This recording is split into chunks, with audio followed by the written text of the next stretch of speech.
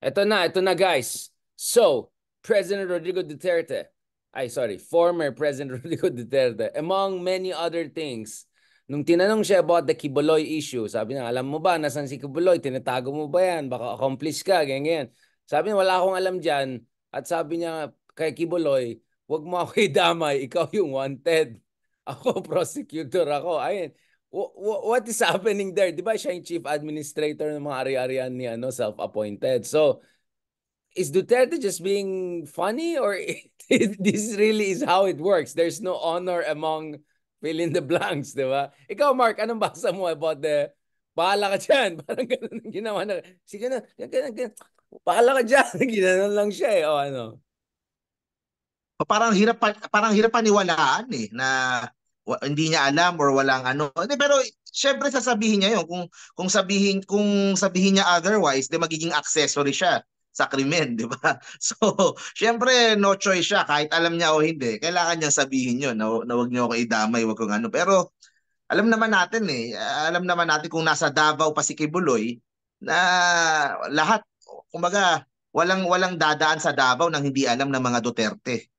Kaya, yun lang yun. Kung wala na sa Davao si Kibuloy, pwede nga hindi alam ni Digong. Pero kung nasa Davao pa yan, imposible na hindi alam ni former President Duterte kung nasan yung whereabouts ni Pastor. Ikaw, Sir Richard, Ronald. di ako naniniwala ron. No?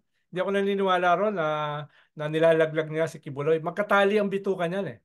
No? Yung inamin niya dati na kung merong ari-arian si Kibuloy, hati sila lagi.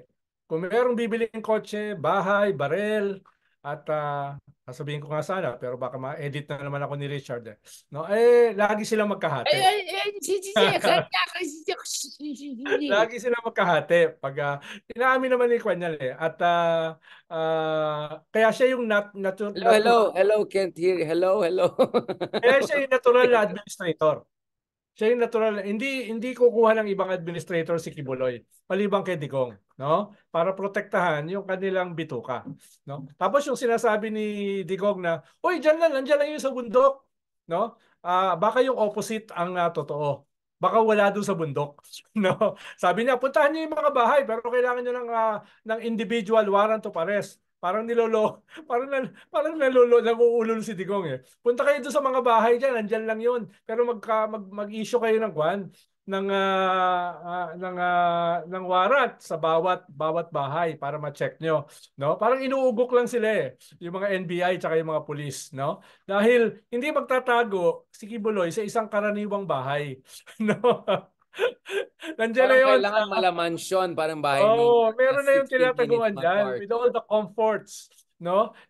With all the comforts na nakasanayan niya. Kaya pag sinabi ni Digong, nandiyan lang yun sa bundok, puntahan nyo. Puntahan nyo yung mga individual na mga bahay dyan sa bundok. At mas titignan ko yung opposite, no? Yung opposite. Ang problema dito sa NBI tsaka sa police, no? Medyo pinitik ko nga yung abogado na nag-serve ng warrant eh. Sabi ko, saan ba kayo pumunta? Pinuntahan namin yung kanyang office at saka yung kanyang bahay. Sabi ko, yun yung pinakahuli na pagtataguan nung hinahanap nyo. Ba't naman magtatago sa Ronald, office? reverse psychology. Hiding in plain sight. Ba't naman magtatago sa bahay at saka sa office, no? Ayun. Sabi ko, pinuntahan nyo ba yung buong property? Hindi raw. No? Ganon. So, sabi ko, hindi nyo mahuhuli yan. Baka mayroon siyang underground na golden mansion, di ba mga ganon? Posible yun. Underground bunker dun sa Kingdom siguro. Posible yun. No? Tingin ko nasa Kingdom lang si Kibuloy, sa ilalim. Posible yun. No? Posible yun. Pero pupuntahan mo yung office at saka yung bahay. Di ba eh? Correct. At sino mahuhuli mo nun, no? Sabi Baka ko dyan sa City Hall, sa Davao. Wala kaya sa City Hall? Sabi ko, marami naman tayong modern technology. No, marami tayong modern technology para hanapin, di ba? Para malaman ko. Akala ko ba under surveillance ng ano? Di ba sabi niya under surveillance siya ng CIA, ng FBI? Di dapat alam na kung nasan siya ngayon. Tsaka usually yan, tagal na eh. Di ba? Ang tagal ng gestation period eh. Di ba? Ang tagal na yung lalabas yung warrant, no, etc. Ano yan? I-monitor mo lang, isusurveillance mo lang pag lumabas na yung warrant ng DOJ. No? Eh, Medyo, sobra naman tayong magaling. No, medyo. sobra naman tayo, ang tawag mo, Pero Sir Ronald, ang kutob ko may gagawin na Netflix series kaya kailangan ipatagal. Siguro na-coordinate niya ng Netflix producers. Oo. Medyo mo nahuliin, bigyan natin ng suspense yan kasi kailangan natin ng season 2. Pang season 2 ito eh. Alaska ko nga yung kaibigan ko NBI. Sabi ko, ano ba naman klase yan? Sabi niya, no comment. Sabi ko, para kasi Sarah, no comment. Medyo mahilig no comment, no comment, no comment, Oo. no comment. Oo. Sir. Sa tingin mo sa Pilipinas pa rin siya? Hindi siya nag-Japan. Ay, Japan. Nag-China. Sorry kasi likod mo Japan eh. Kaysa sa China. Hindi ako magugulat kung nakaalis na siya. Dahil itong ikalawang warrant, wala yan eh, non-bailable na yan eh. Ah, No? tama ka. Kung ako Medyo si, walang gusto. kung ako kasi si Kibuloy, maglalabas ako ng maraming false flag. Mga false flag sa aking abogado, yung napakagaling na Atty. Topacio, na lagi sinasabi, hindi nandito siya, kausap ko. No? Sabi lagi sinasabi. Pwede false flag yan eh, na yung tunay na nangyayari, hindi yung sinasabi ng abogado. No? Correct. Lalo na kung yung abogado ay si Atty. Topacio. Hindi Oo. talaga nagsasabi ng totoo yon. Ay, wala akong sinasabing ganun. Alam mo, Sir Ronald, ako ay open-minded ako dyan. Open-minded tayo dyan. Baka naman, Kaya hindi ako magugulat, no? Pwedeng nandito pa siya, pero hindi ako magugulat kung nakaalis na. Lalo na sa context na alam niya na yung i-issue na warrant sa kanya ay non-bailable. Yung una hindi, no? Pero yung mga sumunod ay non-bailable na yan. Eh, hindi yan papahuli ng buhay. Iyon ang totoo sa sinabi niya. Hindi siya papahuli ng buhay, no? yun At lang. hindi rin siya magtatago katulad naming dating mga aktivista, hindi Alam na. na, yan na. Oo. Pwede kami Red magtago flag na kahit natin dyan to. sa mga squatters area, kahit dyan sa Bangkulasi, sa Nabotas, sa Sapang Palay, no, pwede kami magtago dyan. Diyan kami sanay magtago dati nung martial law. Pero si Kibuloy, magtatago sa Kamarin, magtatago sa Smoky Mountain, hindi yan magtatago ron, no? Magtatago yan doon sa tataguan ni Richard Haydarian. Saan? Saan yun? Hotel California. Yan. Yan. Walang lalabas na, no? Sir Mark, ikaw naman, anong basa mo? Nasa loob pa siya ng bansa, nasa China, nasa Dubai, Mahirap basahin, baka nga nasa nakaalis yacht. na eh. Anong feel mo Oo. bilang isang related kay Harry? Anong feel mo? Tahimik ka, Pero hintayin wala mo. pang lumalabas na mga kasi kung nag-abroad, dapat kahit papaano may konting chatter na maririnig eh. Oo, may mga Ganun talaga. Kumbaga napaka-quiet nila na ilabas talaga. Kahit Oo. konti meron yan eh. Meron yang ano eh. Pero walang tahimik eh. Walang rumor na kahit ano na nandito na na ganitong bansa, nag-backdoor na sa Malaysia o ano. Nag-shopping sa Hong Kasi Kong.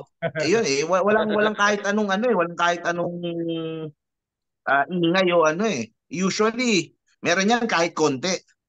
O kaya Kaya hindi ko din alam ko, sure. Ronald, Sir Kung Ronald, ako, pakiramdam ko Oo, nandito pa din. Ako nandito pa nasubukan ko din. na yan, Mark eh. No? A couple of times. No?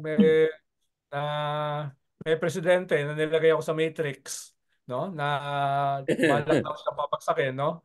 Eh, Manood sa lives. Then and there. No? Shung! Wala na ako.